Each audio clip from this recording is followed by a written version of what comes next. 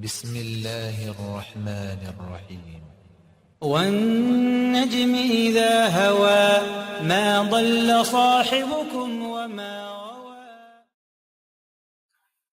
أما بعد فأعوذ بالله من الشيطان الرجيم. بسم الله الرحمن الرحيم. وعاشروهن بالمعروف فإن كرهتموهن فعسى أن تكرهوا شيئا ويجعل الله فيه خيرا كثيرا. وقال الله جل وعلا: إن الله وملائكته يصلون على النبي يا أيها الذين آمنوا صلوا عليه وسلموا تسليما. اللهم صل وسلم على حبيبك ونبيك سيدنا محمد وعلى آل سيدنا وحبيبنا ونبينا محمد وبارك وسلم تسليما كثيرا كثيرا. جزا الله عنا سيدنا محمد صلى الله عليه وسلم بما هو أهله. اللهم آته الوسيلة والفضيلة وابعثه مقاما محمودا الذي وعدته، واجزه عنا ما هو أهله، واجزه أفضل ما جازيت نبيا عن قومه ورسولا عن أمته. وصل على جميع إخوانه من النبيين والصالحين يا أرحم الراحمين. أما بعد.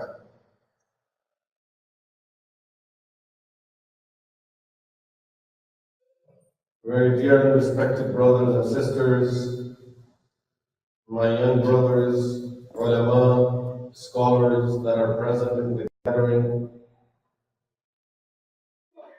may Allah subhanahu wa ta'ala give us tawfiq to have ikhlas in everything being said and heard, and make us of those who are devoting their times, their abilities in learning and promoting the education of the deen of Allah subhanahu wa ta'ala. طلب العلم فريضة على كل مسلم. Seeking the knowledge is fard on every Muslim, and especially the knowledge of the topics about which a person is personally involved in. Seeking the knowledge about those things is must and is fard. A person is about to start a store. Having all the information about halal and haram regarding this type of business is must on this person. If this person will do this business without knowing the halal and haram of it, and keeps on getting involved in all the muharramat, in all the things that are haram, and at the end he comes to Allah subhanahu wa ta'ala saying, oh, I didn't know it was haram. And you got involved in this business, in this trade, oh, I didn't know it was haram. You cheated those people, I didn't know it was haram. You lied to those people, I didn't know it was haram. You were selling this merchandise that was haram, I didn't know it was haram. That is not an acceptable excuse by Rabbul Alameen subhanahu wa ta'ala, because you already made that law and order. طلب العلم فريضة على كل مسلم. Seeking the knowledge was compulsory. When it comes to this topic, that is the topic of our evening today, the marital life, the responsibilities of husband and wife. It is something that we all naturally like to get into it, and many of us that are present over here, we may already be in that time of life where we are married. As a husband now, or as a wife, we have our responsibilities.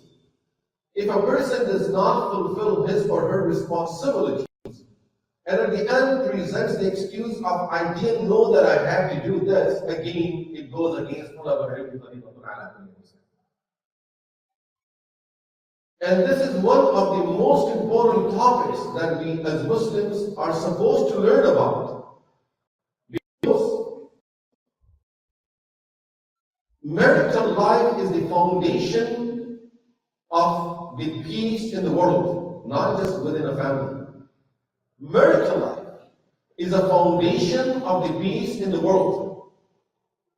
There is no possibility of having a peaceful life in the world if we do not know how to keep the peace of mind in our homes. If we do not have peaceful homes, the homes where we can find love, where we can go and have rest, where we can have peace of mind, where we can find a place where we look forward to go to after being tired, exhausted, attacked from every corner. You know, I can go home and relax and be at peace. If we don't have those type of homes, then you will not find peace of mind anywhere else in the world. It will be just a chaos in the world. And this is generally what you see around us everywhere, where people, they do not find peace of mind in the homes, and therefore everything else in the life is disturbed. Everything else gets disturbed in the life. It was during the time of, I think, Memon Rashid. He had the habit of taking rounds at night time. One day, as he's taking rounds, and he passes by one of the masajid where Salat al-Fajr was going on. And he had his guards and everything with him. They kept on moving. That was didn't pay attention to what he noticed. Later on in the day, he sent someone to go and call the Imam. When the Imam came, he gave him some big gift. He said, "This is something for you." Then he said to him, "Tell me, what problem do you have? You are going through some difficult time in your life." He said, "Yes, my wife is pregnant and she is in her labor. I don't have anyone to help, and I could not afford anyone to come and support her in that type of situation. And we are going through some difficult financial situation in our home." So he explained his financial difficulty and the difficulty that he was having at home. Memon Rashid said, "This is why I chose to give you this gift. And the reason I found that out, today in Salat al-Fajr you were making mistakes. And normally when I pass by your masjid, I know that you're a good hafiz. You don't make these mistakes." His salah was disturbed because of the difficulty he's having it. And we know that when we have that type of situation, you are in ruku', but you're thinking about that situation. It's sujood, and you can't even concentrate on what you're doing. You're standing before Allah, alhamdulillah, Rabbil Alameen, but you don't know what you're talking about. So, that is very important. And learning about this topic is extremely important. We all get into that type of situation. A person gets married, doesn't know a single ayah of Quran about marital life. A person is married, you ask this person, is there anything in Quran about the husband and wife, and about the rule of a husband and the rule of a wife, about parenting, about how to be good parents? Doesn't know. Goes blank. Doesn't know. As if there is nothing about it in our deen. Subhanallah. And you are in this type of life for last 10 years, 15 years. You are a husband, you are a wife, and you don't know a single ayah or a single hadith. How are you treating your partner according to the deen of Allah subhanahu wa ta'ala? How do you know that you are treating him or her fairly? How do you know that you are fulfilling your responsibility? How do I know I'm not making mistakes? I'm not hurting the other person? What are the teachings of our deen about this? When Allah subhanahu wa ta'ala introduced a family life, He started with Adam and Hawa alayhi wassalatu wassalam. And subhanallah, when we look at the beginning of the creation, Allah subhanahu subhanahu wa ta'ala did not create Adam and Hawa and then give them children just from having Adam and Hawa. Rather, first thing Allah subhanahu wa ta'ala created Adam alayhi salatu wasalam, and allowed Adam to live for some time. And then he created Hawa alayhi salam. Now, Adam and Hawa alayhi salam are the first people that are into the existence, first human beings. That tells us the first relation that was established between human beings in this world was the relation of a husband and wife. Is not the relation of parents and children.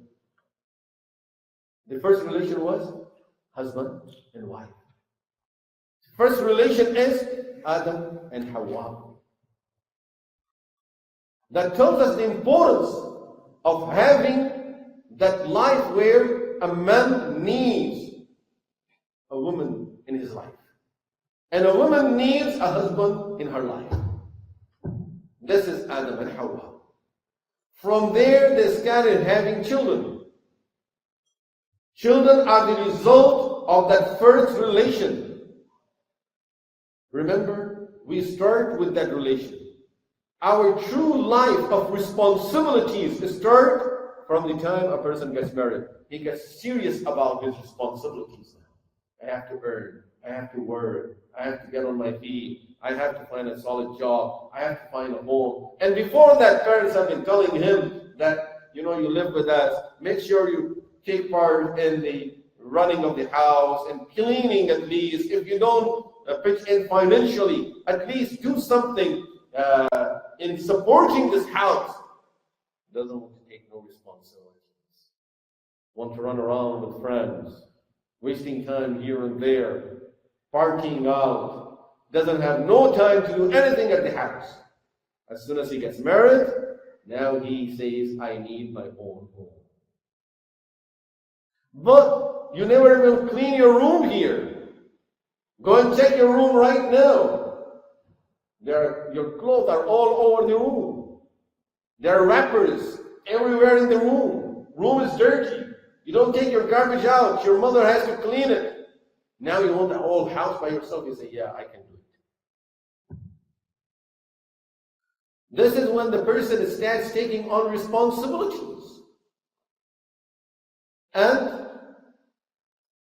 when we look at the reality of our life, we will realize, just as our life starts as a husband and wife, as a family life, true strong life, as a husband and wife, when we take family very seriously, at the end, our relation, that is the strongest relation, is also the relation of husband and wife.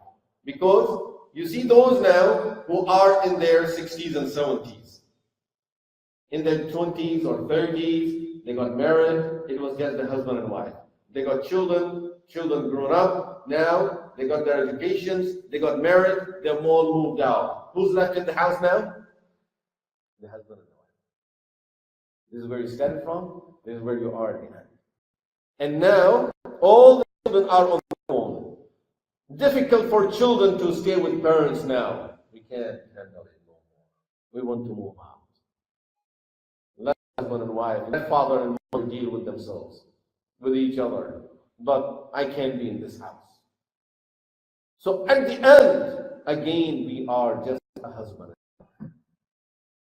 Tells us this strong bond that we have over here. This is a very strong connection of a husband and wife.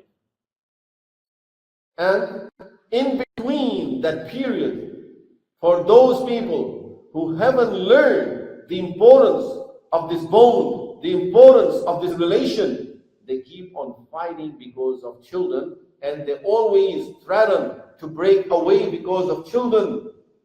This is because of lack of education and understanding. Otherwise, these children, after 10, 15 years, are going to move out. At the end, both of you will be seeing this house.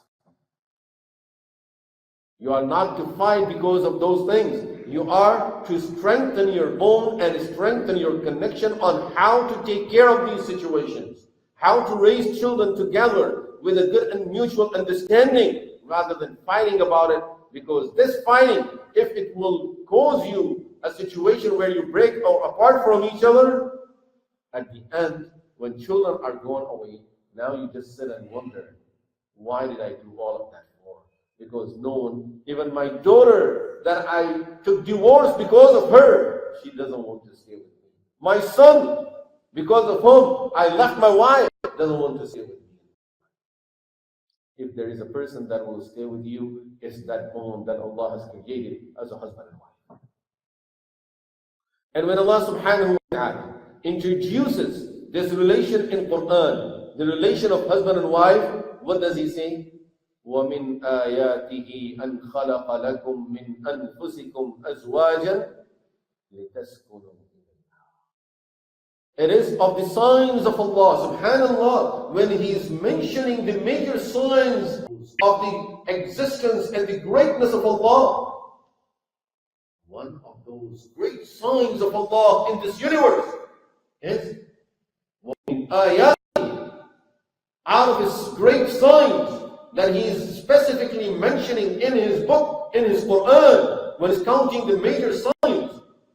وَمِنْ آيَاتِهِ خَلْقُ السَّمَاوَاتِ وَالْأَرْضِ, creation of the heaven and the earth. He's talking about those big signs. He says one of those signs, وَمِنْ آيَاتِهِ, one of His signs is أَنْ خَلَقَ لَكُم مِّنْ أَنفُسِكُمْ أَزْوَاجًا, that He created your spouses from within yourselves. Human beings do not marry jinns. Human beings do not marry shayateen. خَلَقَ لَكُم مِّنْ أَنفُسِكُمْ أَزْوَاجًا. He created your spouses from within yourselves. وَجَعَلَ بَيْنَكُمْ مَوَدَّةً وَرَحْمَةً. He created love and mercy between the two of you. He created what? لِتَسْكُنُوا إِلَيْهَا. Why did He create your spouse for you? لِتَسْكُنُوا إِلَيْهَا, so that you have sukoon, you have peace of mind with each other. Subhanallah. Look at the introduction of a family life in Islam. That family life is supposed to be a type of relation where you find sukoon there. Do you understand sukoon? You know, when you study the vowels of Arabic language, there is fatha, there is kasra, there is dhamma, and there is sukoon. What is sukoon? Is the absence of fatha, kasra, and dhamma. When there is no fatha, no kasra, and no dhamma. What do we call fatha, kasra, and dhamma? We call haraka. The opposite of haraka is sukoon. So Allah subhanahu wa ta'ala introduces a beautiful family to us, saying that a beautiful family is when there is no haraka, which means there is no fight, no argument, there is always peace of mind, there is sukoon there. It's not about fatha, kasra, and dhamma, ups and downs. Fatha and dhamma are up, kasra is down. You don't go up and down, let's keep it sukoon. لِتَسْكُنُوا إِلَيْهَا وَجَعَلَ بَيْنَكُمْ مَوَدَّةً وَرَحْمَةً. You know, once a brother told me, he said, you know, in our culture back home, people are not too civilized. See how civilized people are over here. You get stuck in the traffic. You don't see people going from the sidewalk or driving on the sidewalk or driving on the shoulder or even honking the horns of the car. They just sit, relax, you know, they wait until the car ahead of them moves, and then in our countries, as soon as there is some traffic, little traffic, people will start honking the horns, move, move, move. I said, see how civilized they are. I said, no, there is another difference also. Maybe what you're saying is true, but I see that there is another difference also. In our culture, our homes are sukoon, alhamdulillah. So the person, when he's on the road, there is harakah. He is not at peace. He wants to go at the place of sukoon. But in this culture, you are on the road, you have sukoon. As you go home, there is harakah there. There is fatha kasra and dhamma out there. So you say, better stay in the sukoon. You tell the car ahead of you, please don't move. I'm going to call my wife and tell her that the traffic is, I was stuck in the traffic. And the traffic is not moving. And I hope it doesn't move. This is the difference. When there is sukoon in the house, a person looks forward to go back there.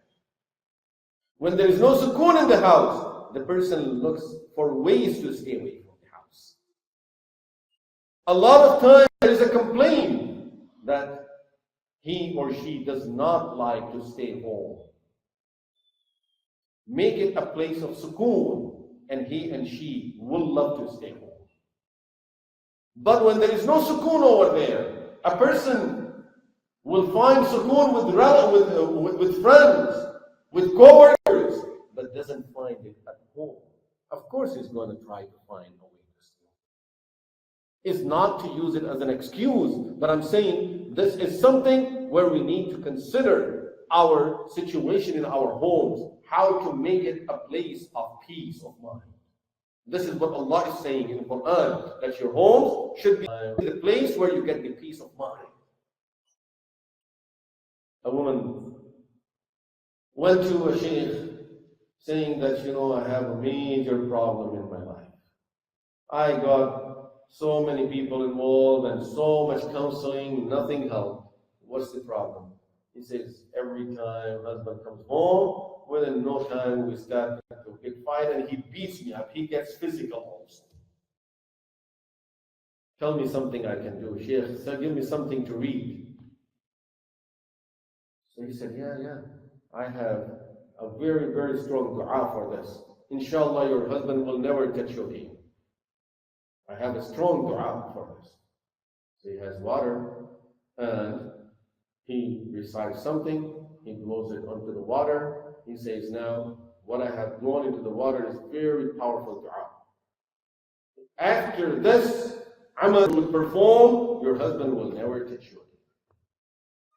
Now, the method of using this water is, you take it home, make sure you don't swallow it, because what I have recited is very powerful. So every time, the time when your husband comes, you see the door is opening, your husband coming in, take a sip of the water. And keep it in your mouth for 5 minutes. Don't swallow it. After 1 week, she comes back home. She says, MashaAllah, Shaykh, the dua you recited was very powerful. That dua was really powerful dua. I have done so many counseling, so much treatment and all of that before. Nothing worked. But this dua really worked. What did you recite? It was just to keep you from speaking, from talking when he comes home. Then let him say whatever he wants. So now the husband comes home and she has the water in her mouth. And he says, yeah, you are same way again. You didn't do this, you didn't do this. The water is in the mouth. She's not supposed to swallow the water. It's going to harm her. She has to keep it 5 minutes. Now he's wondering, what happened? She's not talking back. How come you don't speak? And of course, when she doesn't speak back, he doesn't hit her. Doesn't get worse. Now, by the time she spits the water out, he has cooled down. And now they sit and talk. This is exactly what that sukoon is. That many times we don't understand each other. We don't understand each other. The husband doesn't realize that she has been waiting for me for 8 hours. And when I go home, she's expecting something from me. We don't realize that she was staying home, she was preparing the food, she was cleaning the house, and we go over there, we don't commend her for anything good she has done. We look for the faults and we pick up on those things. Look, see, there is some dirt over there, and that thing is not that clean, and the food is not, it doesn't have enough spices in it, or it's not cooked properly. After 8 hours and me putting all of her time in waiting for you, preparing these things for you, is this what she was waiting to hear from you? And she doesn't realize that he was working hard 8 hours, not for himself, to take care of the family. This was so that he can take care of all of our needs. He can fulfill his responsibilities towards us. And maybe he's going through so many difficulties at work, and sometimes the boss says something to him, and sometimes the co-workers are giving him a look, or someone comes and speaks back to him, or work is very tiring, and they're demanding more and more from him, and he comes home and he's exhausted and tired, and he wants, as soon as he comes, did you bring this, did you bring this, did you bring this? And he's not ready to hear none of that anymore after those 8 hours, hearing it from all the other people. We need to understand. I'm not saying these are excuses, but we need to understand each other's situations. That's the bottom line. We need to understand what the other person is going through. Don't look at what you have done. Look at what the other person have done and what they are going through. Try to understand each other. If this will work from both sides, you have a peace of mind. Rasulullah sallallahu alayhi wa sallam, from the time he built his masjid in Medina Munawwara, we know he never missed the i'tikaf. He never missed the i'tikaf in his masjid. Every year he would do the i'tikaf of the last 10 days of Ramadan. One of the years he did, the first year he did the i'tikaf of all 30 days. After that, every year he would do i'tikaf of the last 10 days of Ramadan. One of the years, Rasulullah sallallahu alayhi wa sallam missed the i'tikaf. It was only 1 year. And in reality, he didn't miss it. He started the i'tikaf, then he broke his i'tikaf and came out. What was the reason? Rasulullah sallallahu alayhi wa sallam, first thing, so we can understand and picture what we are talking about. If you remember the masjid of Rasulullah sallallahu alayhi wa sallam, he's standing in the mihrab there. On his left hand side is the house of Aisha radiallahu anha, where his rawdah is right now. On the left hand side is the house of Aisha radiallahu anha. The door of Aisha radiallahu anha's house opens into the masjid. So when Rasulullah sallallahu alayhi wa sallam was standing there at i'tikaf, Aisha radiallahu anha said, Ya Rasulullah, if I have i'tikaf also with you, and I'm going to just put a curtain around my door over there, so I'll just stay in that corner of the house, of the masjid. So I will be just at the doorstep of my house. Rasulullah sallallahu alayhi wa sallam said, fine, you can do that. Salama radiallahu anha finds out that Aisha radiallahu anha gets a permission to do the i'tikaf. Then Zainab radiallahu anha finds out that, okay, Salama and Aisha radiallahu anha are doing i'tikaf. By the morning, when Rasulullah sallallahu alayhi wa sallam comes out of his mu'takaf place of i'tikaf, his small tent that was in the corner, in the front corner of the masjid, he comes out and says, a line of tents over there. He says, whose tents are these? He said, Azwajuka ya Rasulullah. These are your wives, ya Rasulullah. I said, what? Only Aisha has permission. Where do the rest of them come from?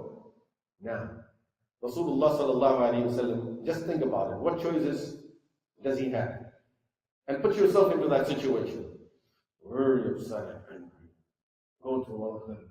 Who told you to come? You never asked me for permission. Yes, she asked for permission, but you never asked for permission. You should talk to me first. That could be one reaction. The other reaction is, Aisha, you need to go too. And everyone else has to go. What will be the feeling of Aisha radiallahu anha that because of these, I had to leave? What did Rasulullah sallallahu alayhi wa sallam do? He said, take out my tent. He doesn't go to any of them, doesn't talk to none of them. He says, take my tent out, I'm not doing i'tikaf. I'm going home. He picked up his tent and he went home. Aisha radiallahu anha finds out, Prophet sallallahu alayhi wa sallam is in the house. Why I'm doing this i'tikaf for is my husband in the house. If he's in the house, I have no reason of staying in the masjid. She picks up her tent and she went to the house. All the other wives go. Prophet sallallahu alayhi wa sallam and Aisha both left. Their tents are gone. They all pick up their tents and they left. Rasulullah sallallahu alayhi wa sallam didn't tell them you leave. He just left himself. And they all left behind him. Next year, Rasulullah sallallahu alayhi wa sallam, he learned his lesson from that first year. He said, From now on, any woman who wants to do i'tikaf, do it at your home. But in this way, Rasulullah sallallahu alaihi wasallam, see how he took care of the feelings of all of those of his wives. That he didn't say to the other ones, you can't do the i'tikaf, I give permission only to Aisha, they will feel bad. He didn't say to Aisha radiallahu anha that you can't do it because now they want to do it also, so I'm taking away the permission that I took that I gave you, and you have to leave. She would feel bad about these ones, and she will have bad feeling for them. Rasulullah sallallahu alaihi wasallam thought it will be best that I leave my i'tikaf. And this way, they all left. And now next year, I'm not going to give a permission to any of them. Beautiful way of taking care of these situations where the point is you take care of others' feelings. This is where we need to realize and understand. Where you take care of other people's feelings. You understand their feelings. You stand for them. You care for their feelings. It's not about, I don't care what you have to go through. I don't care what you're going through. You have to look at my situation. No one had a harder life in this world more than Rasulullah sallallahu alaihi wasallam. You know Rasulullah sallallahu alaihi wasallam, the difficulties he was going through every day. Every day. Sometimes after immigration, Sahaba Ridwanullahi alayhim ajma'in tell us, till the eighth year of the Hijrah, which means only 2 years before he passed away, we used to sleep while our weapons are in our hands. We used to sleep with our weapons in our hands, that we could be attacked by our enemies at any time. Until Fath Makkah, until that time, we couldn't sleep with peace of mind. And the main attack was on who? Rasulullah sallallahu alaihi wasallam. Even in that type of situation. And sometime now, so the attack is from outside. And every sometime we hear the news that Ghassan is preparing an army. Romans are preparing the army. Persians have sent a delegation. These are the superpowers of the time. The Persian Empire have sent a delegation to Medina saying that we are sent to take you to our king. He said, if you don't come, he's going to send an army by which he will destroy each and every brick of this town. And each and every living being that lives in this town will be taken as a slave. So you better come with us to our king. Imagine with that type of situation. Under what stress Rasulullah sallallahu alaihi wasallam was living. Then you have munafiqeen around you over there. You have different tribes of Jewish tribes around you over there. I mean, you are going through situations day and night, and any dispute, any differences between any two people, any two communities, they all come with their complaints and with their problems to Rasulullah sallallahu alaihi wasallam. Has to deal with all of that in addition to try to educate people about the deen that he was sent with, and trying to educate the Sahaba Ridwanullahi alayhim about their ibadat, about their deen, and about the Quran, and about all the details of what they are supposed to be doing and not doing. Mention the stress that he's living in. And yet, when he goes home, he puts all of that aside. Rasulullah sallallahu alaihi wasallam, we don't find a single situation when he went home and he started yelling at his wife and saying, using this as a reason and excuse, that you don't know what I'm going through outside there. And this, you don't talk to me. Let me just have my own life. Never. Not a single instant in his life. In fact, Ummahatul Mu'mineen tell us, Rasulullah sallallahu alaihi wasallam, when he used to come home, we didn't find anyone more cherishing and smiling than Rasulullah sallallahu alaihi wasallam. There are Sahaba who tell us, we haven't seen anyone more smiling than Rasulullah sallallahu alaihi wasallam. Every time I saw him, he smiled to me. He didn't say, no, today I'm going through a lot of stress. Just leave me alone. No. That smile, he gave a smile. Because it's not you that gave him that stress. Why should I take it out on you? If I can't handle it with those that are giving me that stress, then let's not bring that stress to other people that are kind to me, that are nice to me, and that are trying to help me. Our problem is, we take all the world's problem into our home. And this is where you offload it. on your wife, on your children. And many times our children are the main target. You just sit down, you don't talk, you do this, you do this. Why? Nothing wrong that the child has done, but it's all the stress that we took with us from outside of the house. And we couldn't take it out there, now we're taking it out there. And we are the people that know the hadith of Rasulullah sallallahu alayhi wa sallam, خَيْرُكُمْ خَيْرُكُمْ لِأَهْلِهِ وَأَنَا خَيْرُكُمْ لِأَهْلِهِ. The best out of you are those who are the best to their families. Subhanallah, Abu Bakr is sitting there, Umar is sitting there, Uthman is sitting there, Ali is there, all the Sahaba are there. And Rasulullah sallallahu alayhi wa sallam is telling them, do you know who is the best out of you? Do you know who is the best out of you? Subhanallah, when you're sitting with that caliber of people like Sahaba ridwanullahi alayhim ajma'in, and you want to tell them who is the best out of you, I would think he would say the one who spends the whole night in Qiyam al-Layl, or the person who finishes one Quran every night, or the person who fasts every day, or who gives all of his wealth in sadaqah. They have people of those caliber over there. But he says, no. Khayrukum, the best out of you are khayrukum li ahlihi, are those who are the best to their families. And it doesn't stop there. It does not end there. The next part of the hadith is even more powerful than this part. What is that?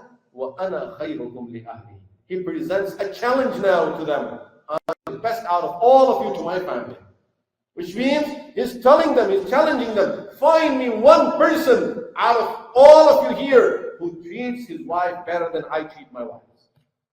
Find me one person, and not a single person. وَأَنَا خَيْرُكُمْ لِأَهْلِي. Can any of us really today stand up and say, وَأَنَا خَيْرُكُمْ لِأَهْلِي?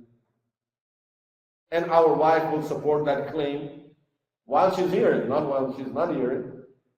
And our wife can support that claim that really, mashallah. Of course, with this we need to understand this. Differences between husband and wife. They are part of the life. Sometimes we live in a dream world. And especially in today's time. Remember, there wasn't any time in the history when people were living in a dream world more than it is in our time. In today's time, majority of the people are living in a dream world. You know why?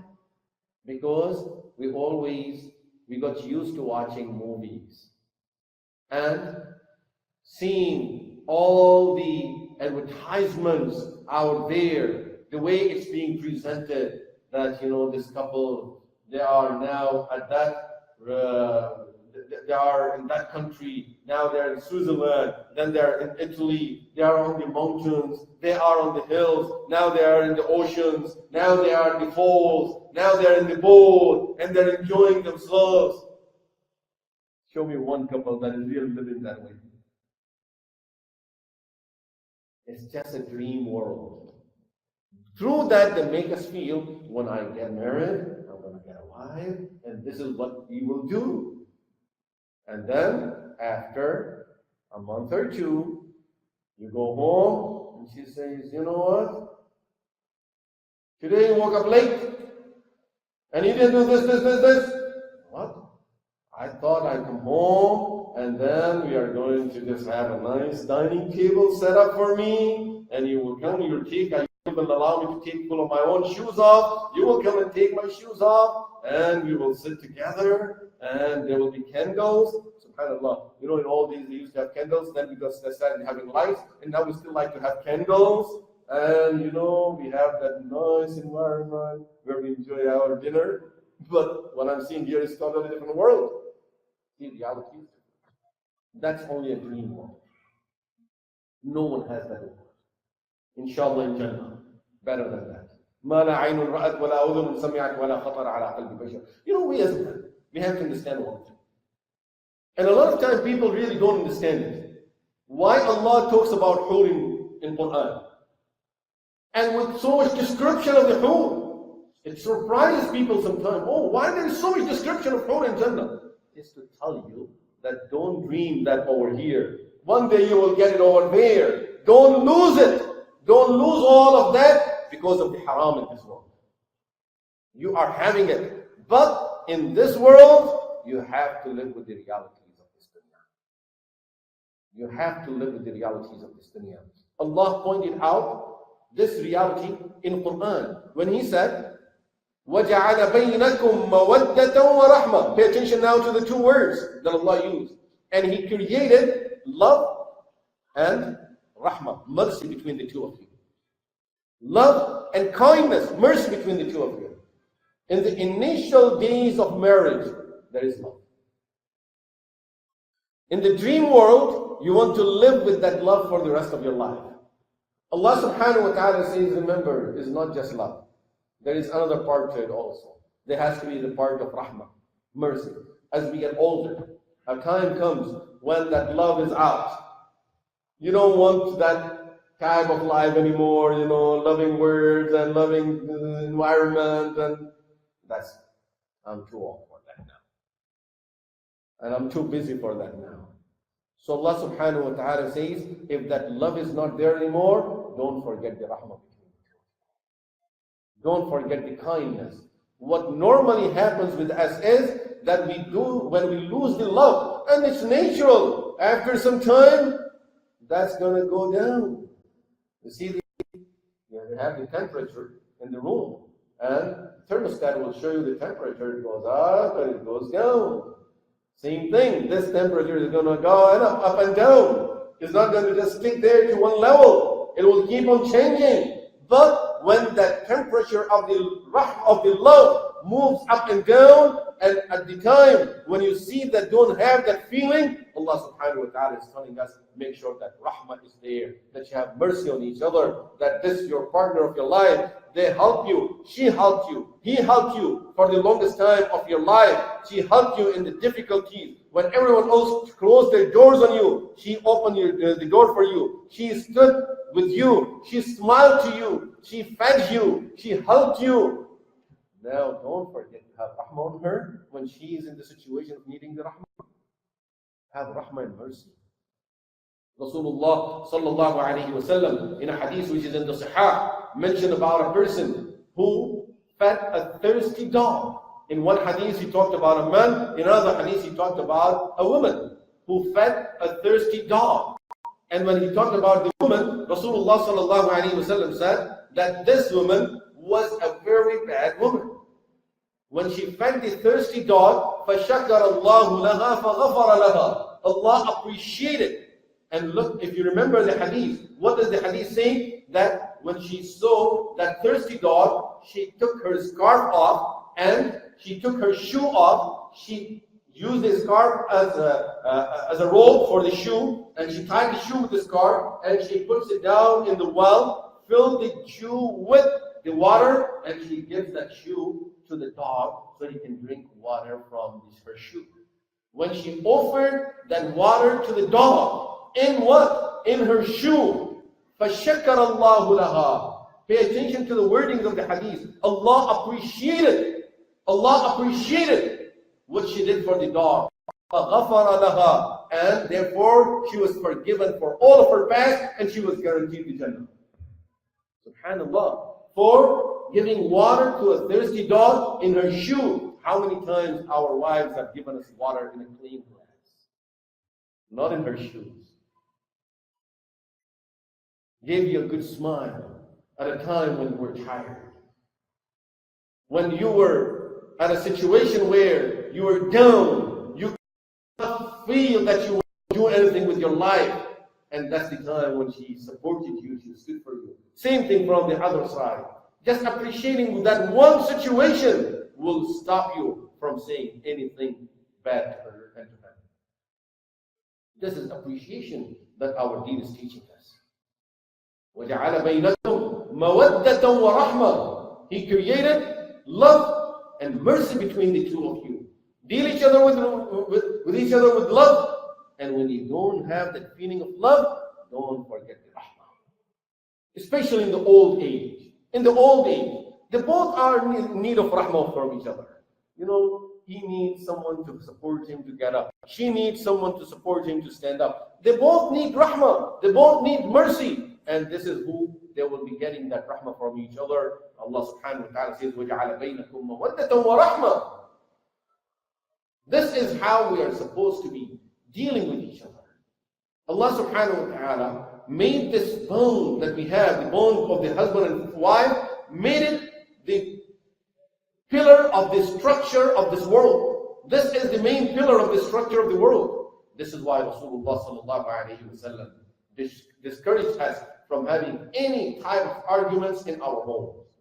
Rasulullah sallallahu alayhi wa sallam said in a hadith, every day, Shaitan places his throne, his arsh on the water, and he invites all the shayateen, come and give me the report of your achievement of the day.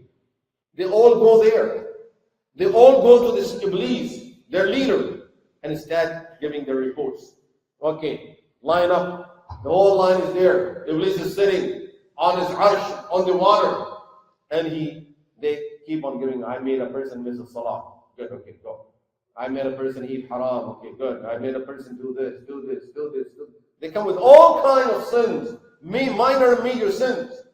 And then there is a person, one of these shayateen in the line, that is standing in the line. He comes and he says, I made husband and wife argue and fight. Iblis gets up and he hugs him. He says, Anta, you are the right person. You are, what would you say? You are the true shaitan. You are the true shaitan that you made the husband and wife fight. He gets the certificate of being a good shaitan. And you know what?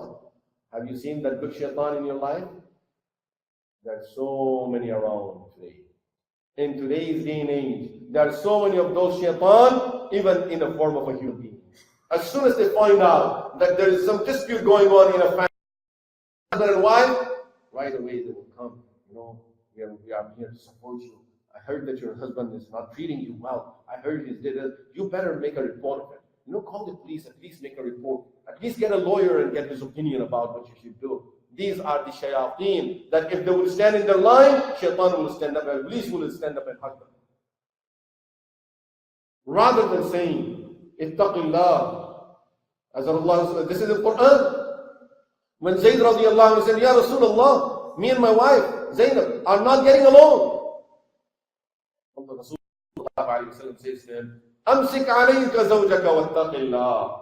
Hold on to your wife and fear Allah. Although he was informed through the wahi that they will not live together for long. He will divorce her.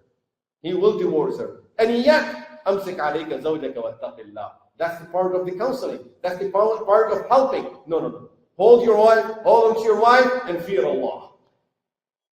And today's shayateen, even if the person is not even thinking about that direction, no, at least you should at least have it documented. At least write everything. Save this information. You will need it in future.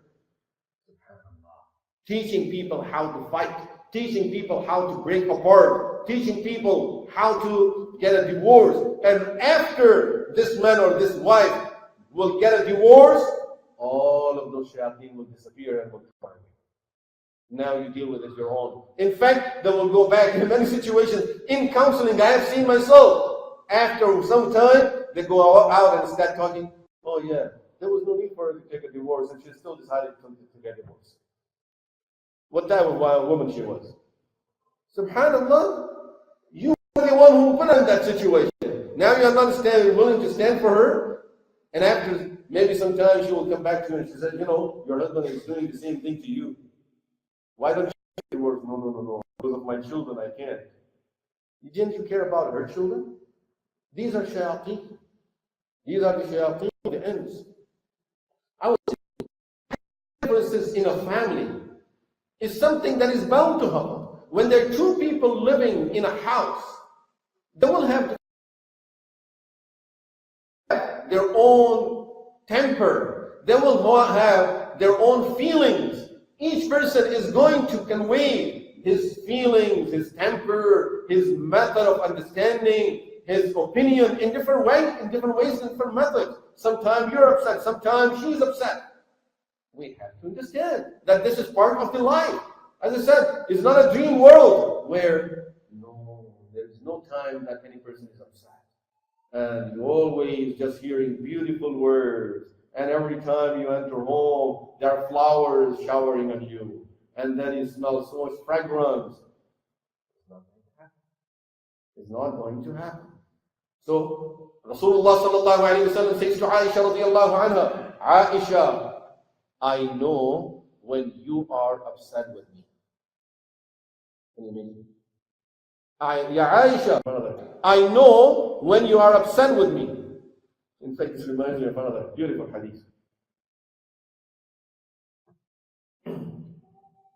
Aisha radiallahu anha had some difference with some back and forth with Rasulullah sallallahu alaihi wasallam. Rasulullah sallallahu alaihi wasallam said, okay Aisha, you know what? I don't think we can solve it between the two of us. How about I call Abu Ubaidah ibn al-Jarrah to make a decision? He says, no, he's your sahabi, he's not my sahabi. He's going to favor you. Okay. How about I call Umar? You know, he's strong in the haqq. No, I'm scared of Umar. I don't want Umar. So who do you want? Aisha. And she's quiet. So Prophet ﷺ understood who she wanted. Aisha, how about then Abu Bakr? Who's Abu Bakr?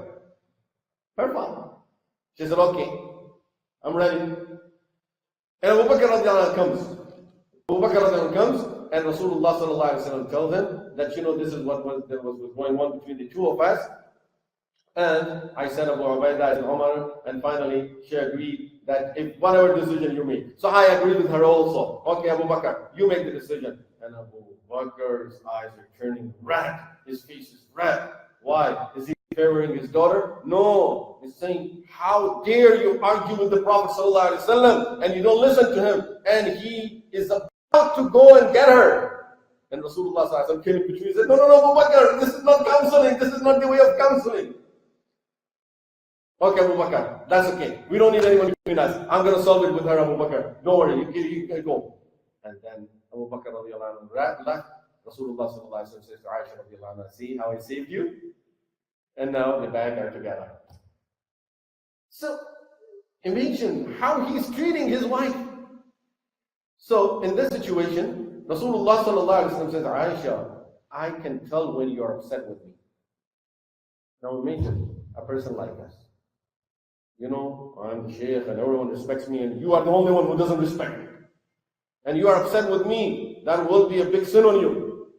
Prophet ﷺ is not like no fatwas on her, that you're upset with the Prophet of Allah, and you lose all the blessings and all the rewards and all the rahmah. Allah is not going to have mercy on you, and the door of Jannah will be closed. No. Aisha, I can figure out when you're upset with me. And he's smiling. She said, okay, Ya Rasulullah, tell me, how do you figure it out? Rasulullah sallallahu alaihi wasallam said, when you are happy with me and we are talking and having good conversation, you say, La wa Rabbi Muhammad. You take oath, I swear by the Lord of Muhammad. And when you are upset, you say, La wa Rabbi Ibrahim. I swear by the Lord of Ibrahim alayhi salam. Aisha radiallahu anha said, Ya Rasulullah, I can tell you now one thing, one secret of my life, something that I have in my heart. I know I do intentionally. Wallahi ad'u illa ismak. I swear, I just changed the name. I just don't pronounce your name at that time. Otherwise, your love is always in my heart, even at that time. Look at the beautiful conversation going on, dialogue that is going on in this family. This is how Rasulullah sallallahu alaihi wasallam. Well-known hadith of Rasulullah sallallahu alaihi wasallam when he came out of his home, and it is the afternoon time in Medina Munawwara. It's a hot day. No one is out during that time. What brings Rasulullah sallallahu alaihi wasallam out?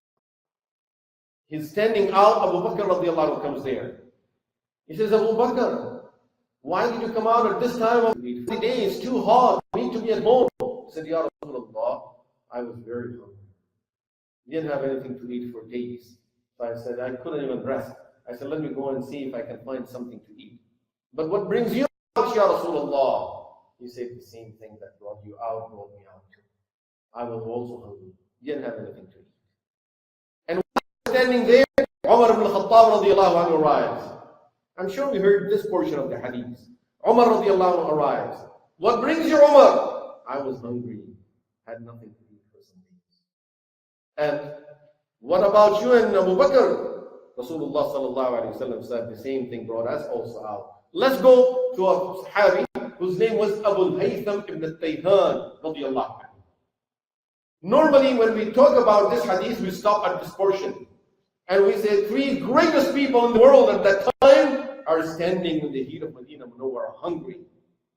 Continue the hadith. See what the remaining of the hadith say. Where did they go? They went to the Sahabi's house, Abu Haytham ibn Tayhan. When they went and knocked at his door, his wife answered the door. Rasulullah sallallahu alayhi wa sallam asked where the husband was. She said, خَرَجَ يَسْتَعْذِبُ لَنَا الْمَاءِ. He went to get some sweet water for us. There was a well of water away from their home. He went to get the sweet water from the well. When he came back, he saw Rasulullah sallallahu alayhi wa sallam, Abu Bakr and Umar in the house. MashaAllah. He's so happy. The luckiest day of my life. Ya Rasulullah, you are so welcome. What brings you? And he told them the whole situation. He said, okay, sit down, Ya Rasulullah. And Rasulullah sallallahu alayhi wa sallam knows that he's so happy. He's going to go and start slaughtering all of his goats or something. He said, make sure that you don't slaughter any big goat, just a small one. And just bring some dates. He went and brought some dates, and then he prepared the meal for them and came and presented to Rasulullah sallallahu alayhi wa sallam. Rasulullah sallallahu alayhi wa sallam said, at this time in the afternoon, you went to get the water yourself. You don't have anyone helping you with this? You have such a big farm over here that you work in, and then you have to go and do all of this housework also. You don't have someone to help you with it? He said, no, Ya Rasulullah, I don't have anyone. He said, okay, sometime we get some of those slaves that we can have them, we distribute them to the different homes in Medina Munawwara. So if you hear me having one of those, come and talk to me, so I'll give you one of those. And this is another topic. I don't want to change the topic and get into that topic of the word slave in Islam, which has a totally different concept than the concept that generally people will use the word for. In fact, I would suggest at least our time won't allow us to go away and deviate from this topic that we are talking about. Let us study this topic in the light of in the light of the Quran and the Sunnah, and you will see that even in today's time, if people will understand the concept of slavery that we use the word slavery, I think it will be a wrong word based on how it is being used in today's time. But if that is the right word for it, people will say that is the best way. That will be the best way of treating the captives of war in the world, even in today's time. The world, until this day, is not able to present any solution for the prisoners of war better than the solution that Rasulullah sallallahu alaihi wasallam has presented. And that is the word, what we call it, slave in Islam. As I said, because of the common word that is being used between what Islam is used the word for and between what this culture and the world has seen that world is being used for. This is why when you have people start having a lot of objections about it. Anyway, so when you hear me having one of those, come and talk to me. I will assign a person to you. After some time, Abu Haytham hears that Rasulullah sallallahu alaihi wasallam has some of those people there. So he went to Rasulullah sallallahu alaihi wasallam and said, Ya Rasulullah, you told me when you came home to come and talk to you when you have one of those. So now you have one of those slaves. If you want to assign one of them to me to do my work. Rasulullah sallallahu alaihi wasallam said, okay, we have three over here. Take whoever you like. He said, Ya Rasulullah, you choose the right person for me. He pointed towards one of them and he said, take this person because he's a good man. I saw him doing salah. I saw him doing the salah. He was doing the salah very nicely. So he's a good man. Make sure you take good care of him. Here, take this pair of ala ismillah, on the name of Allah. Abu Haytham radiyallahu anhu takes this person with him. He takes him home and very, very happily goes to his wife. He says, listen, we have this man with us who will be like our family member from now on, and he's going to help us with this type of work. And Rasulullah sallallahu alayhi wa sallam told me just one advice, that be kind to him. Be kind to him. So therefore, just make sure you be kind to him. She stayed quiet. Then she takes her husband on the side. She said, I want to talk to you for a minute. Okay, what do you want to talk about? You told me that Rasulullah sallallahu alaihi wasallam said he's a good man, and he advised us that we need to be kind to him. We are human beings after all. I don't think we can really fulfill that order of Rasulullah sallallahu alaihi wasallam. Sometimes we are upset. Sometimes we're in different mood. Sometimes we are not too happy. Sometimes he may make a mistake. And Prophet sallallahu alaihi wasallam told us to be kind to him. We may not be able to fulfill that order of Rasulullah sallallahu alaihi wasallam. Therefore, my suggestion is that you set him free. Let him go. It makes sense. And I don't want to make that mistake either, where we would be opposing the order of Rasulullah sallallahu alaihi wasallam. So he goes to this man and says, you know, you are freely wajhillah, go and do whatever you want. Let me take you back to Rasulullah sallallahu alaihi wasallam and let him know that witness that you are free. He goes there, he tells Rasulullah sallallahu alaihi wasallam. I said, what happened? You needed someone to help you. He said, yeah, Rasulullah, yes. But when I told my wife, this is what you said, this was her advice. Rasulullah sallallahu alaihi wasallam at that point said, what a beautiful gift from Allah it is for a pious man to have a pious wife. That she helps him whenever he needs a help, and she pleases him whenever he looks at her. And when he's absent, she takes care of all of his belongings. Subhanallah. This is a woman who advised her wife. He accepted that advice from his wife. In today's time, many of us, we just remember our hadiths. Those who remember any hadith, when it comes to marital life, they say, خُلِقَتْ مِنْ ضِلْعِ الْعَوَجِ نَاقِصَةُ عَقْلٍ وَدِينٍ. Those are the only hadiths that we remember. And unfortunately, I have to advise myself and everyone here that we use this hadith at a time when one of the two is upset. It's really totally unjust for us to use it in that type of situation. In fact, very dangerous. Because especially if your wife is upset and you use something like this, he would say something against those words. He's saying a word against the hadith of Rasulullah. You made her do that. Don't use these type of things as an excuse of hurting their feelings. Rasulullah sallallahu alaihi wasallam, when he used these words, he used them really to, if you look at the background of the hadith, and of course I don't want to go into that topic either right now, rights of women in Islam, we are just talking about the mutual understanding right now, that Rasulullah sallallahu alaihi wasallam, when he used these words, he used it so that we take care of them, is not to look down at them. When he said that a woman is created from a twisted root, what did he say? He said, don't try to straighten it all the time because you're going to break it. Which means, when you see faults in your wife, don't try to. Don't just keep on picking on her all the time. Oh, you did this wrong, did this wrong, this is wrong. Don't pick on those things. Let it be the way it is. And this is how you have to learn how to live with it. He's teaching us how to live with it. As Allah subhanahu wa ta'ala says in the Quran, وَعَاشِرُوهُنَّ بِالْمَعْرُوفِ. Subhanallah. An amazing ayah of Quran that talks about the relation of husband and wife. وَعَاشِرُوهُنَّ بِالْمَعْرُوفِ. Live with them in a very well-recognized, beautiful manner. Ma'roof. What is ma'roof? Kullu ma'roofin sadaqa. Ma'roof, so you do something good in your life. Allah subhanahu wa ta'ala says, live with your life in a very recognized and a good manner. Who's advising us? Who's ordering us to live that way? Rabbul Alameen subhanahu wa ta'ala. But the question may come in many people's mind. How about if I don't like her? How about if she's doing so many wrong things? And I don't like those things. You know, we were in Hajj. And I'm telling you something that I personally went through. We came back from Muzdalifah. Those of you who have performed Hajj, you may remember, you know, when you go to Mina first, you rest.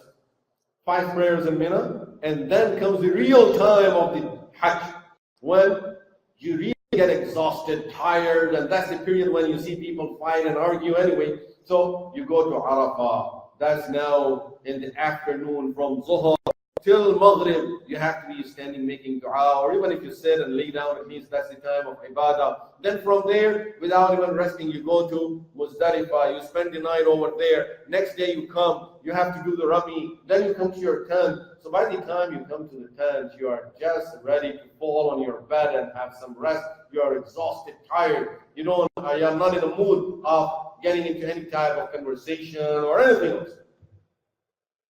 We came back from Muzdalifah. And after morning, we are in our tent. I went and I laid down, and I knew that if there is anything here, in the people will have questions, because now everyone is looking, where is the Shaykh? I did this wrong, and I want to just pretend I'm sleeping.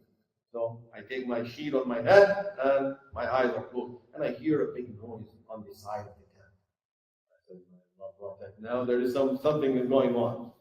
And I just looked around, okay, there are a few people standing there and having some argument. I'm hearing the argument, but pretending I'm sleeping. The person who was really on one side, and there was a group of people on the other side. Now, this person says, here, let me go and talk to the Shaykh and see what he says about it. I said, I'm done. I really don't want to get involved in this type of situation. I need to stay out of it. And I'm not even moving. And he comes and he pulls my sheet. He says, Shaykh, we have an important question. Get up. I said, okay, what happened? And I heard everything that was happening. You know what was happening? This man is about 75 years old. From New York City. I'm even telling you, but you don't know the person, so I'm just telling you. MashaAllah, good businessman. Well-to-do person. This is a person who comes back home, and he is coming back. On the way, when they came off the bus and they're walking to the tent, they got into this discussion that, you go to Jannah, and mashallah, So one of the brothers is giving them a good advice. You go to Jannah, and inshallah, for all the hard work that we did today, you get this, and you get your hur, and mashallah, your wife will be one of your hurs. And this old man, he's out of his mind. He says, don't tell me that. And this is where the argument is, no, she's not coming in my part of the Jannah. Believe me, as I said, I'm laying down and I was overhearing all of that. And he says, no way, I'm not letting her in my part of the Jannah. You're telling me what? And the argument is going on. So he comes and he pulls me out. He says, these people are saying that, the wife that we have in this dunya, they will be with us in Jannah.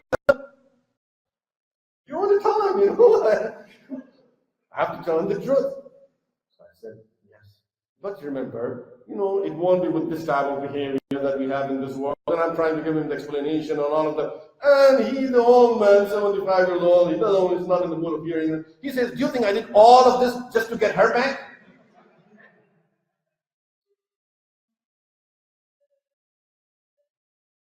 But the point is, these type of differences, living with the differences is something that we need to learn. وَعَاشِرُهُنَّ بِالْمَعْرُوفِ Allah says, treat them in fair manner, in a good manner. بِالْمَعْرُوفِ. Subhanallah, look at the next part of you. Because this is what I was saying. The question will come to our mind, what if I don't like her? فَإِن كَرِهْتُمُوهُنَّ.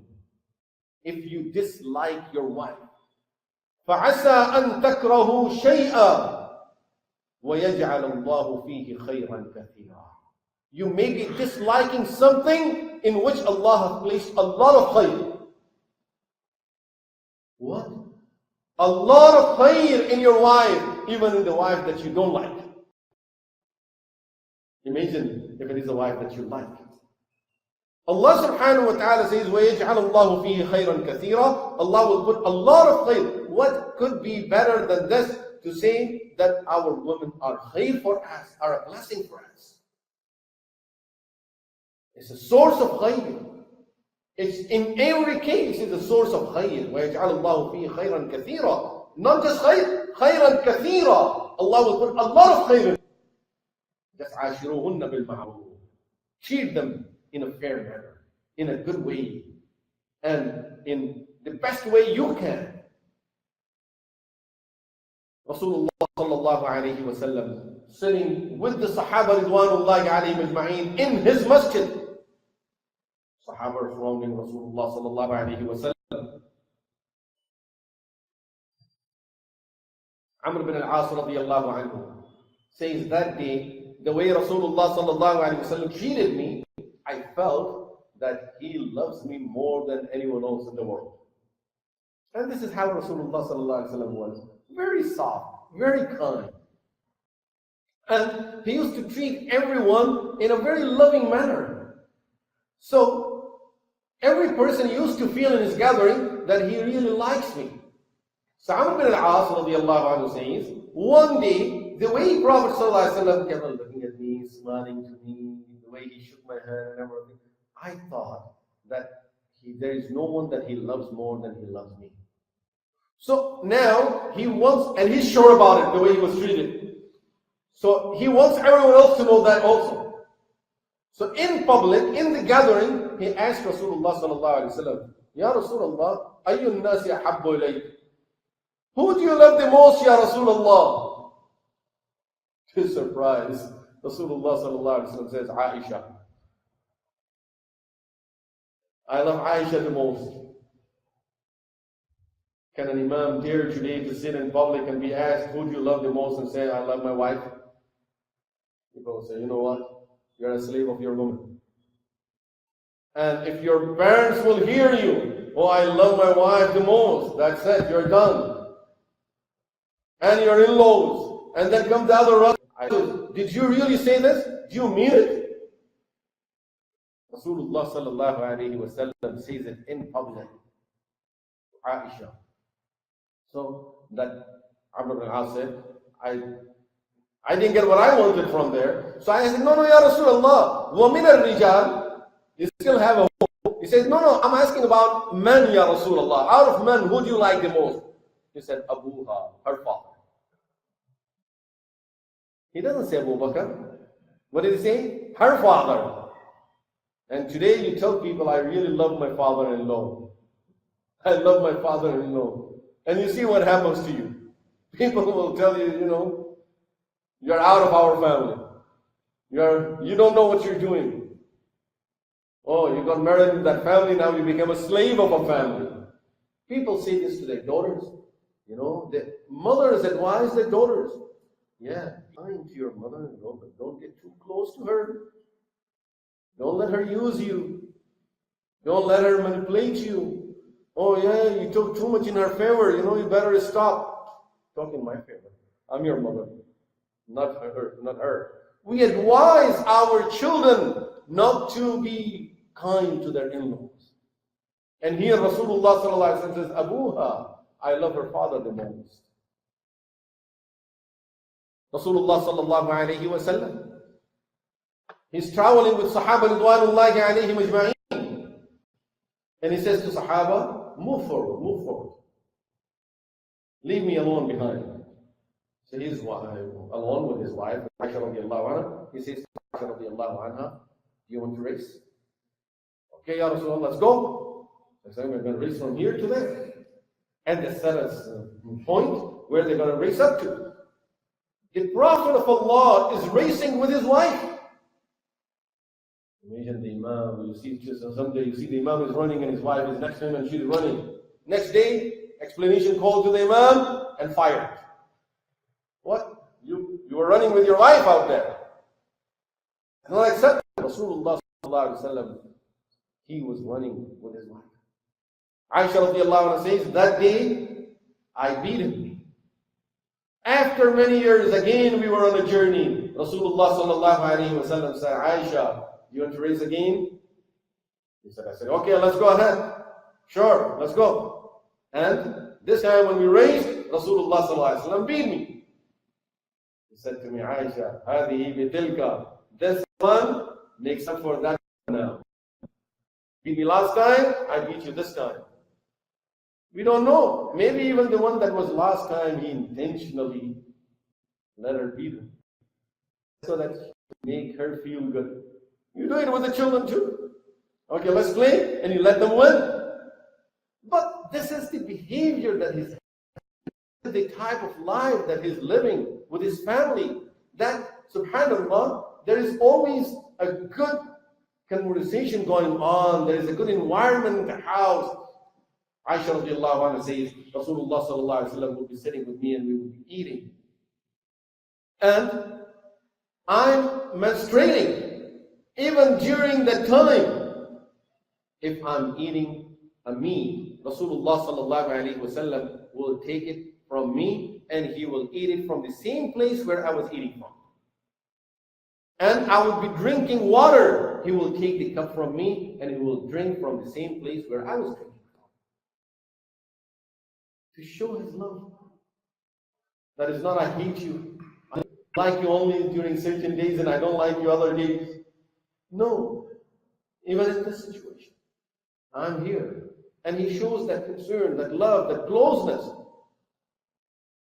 This is how Rasulullah sallallahu alaihi wasallam is making that environment in the house, creating that beautiful house where there is sukoon in the house, where there is peace of mind. You know, a lot of us, as men, we remember the ayah,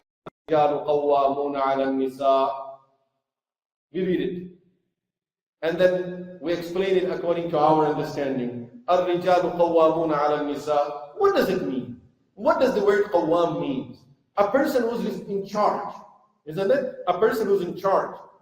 You go to a country or you know about a country where there is a chaos in the country, where there is no order in the country, where there is corruption everywhere in the country. Every department there is a corruption. Who would you blame? Who generally people will blame in that country? Is it the civilians that are doing all of that? Is it the robbers that are committing all of those crimes? No. It's the people that are in charge, which means if it is a kingdom or a prime minister or whoever is responsible, that person is supposed to take care of these things and not allow these things to take place in the country. Bring the army, bring the police department and take them into account. Just make sure whatever you have to do to make sure that you keep the peace in the country. This is the rule of the government. It's not of the civilians. It's not the general public. The government is responsible for it. And if the government is not able to do it, it's a failure to the government. And they are to be removed and bring someone else who can take care of these things. When Allah is telling us, Al-Rijalu Qawwamun, men are in charge and responsible, that simply means we are responsible to make sure that the peace of mind will remain in the house. Now, if you go home and you hear things that you don't like to hear, and then you stand firing back and creates a fight in the house, who won? Really, the wife won? Because you were supposed to keep the order in the house, you failed to do so. Now there is a big fight in the house. In the recent days, there was a research, and this is a true research that took place in one of the universities in a Muslim country, where the topic was how to treat problems. It wasn't mainly about family problems. It was general topic in the university on how to treat problems. One of the young men in the class, he thought that in our family, we always see arguments. Especially father and mother, they don't even talk to each other.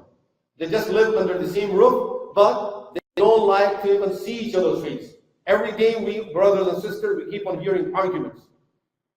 So when he studied that topic, a thought came to his mind that let me apply it in my home and see how we solve our problems.